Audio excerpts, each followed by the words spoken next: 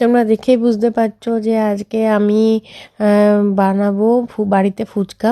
তার জন্য ফুচকার প্যাকেট থেকে ফুচকাগুলোকে বের করলাম। প্রথমে থালার মধ্যে রেখে তারপরে কড়াইয়ে গরম তেল দিয়ে দিয়েছি। তেলটা এলে এই যে ফুচকাগুলো এক এক করে দিয়ে দিচ্ছি।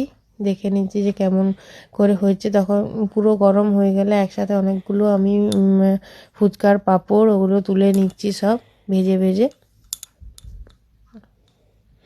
তারপর আলুগুলো সিদ্ধ করে রেখেছিলাম, সেইটা ভালো করে মশলা সব কিছু দিয়ে আলু ভাতের পুরটা তৈরি করে নিচ্ছি, যেটা ফুচকা দিয়ে পরে খাবো, খেতে খুব ভালো লাগবে। এই যে এক এক করে ভেঙে ভেঙে সব কিছু ওগুলো পুরগুলো আমি ভরে নিচ্ছি। শেষটা তো দেখে খুব খুশি।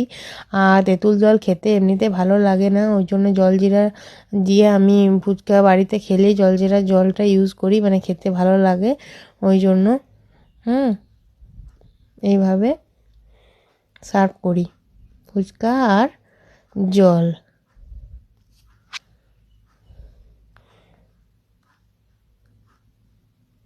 এইভাবে ফুচকা সেদিনকে খেয়েছি বানিয়ে।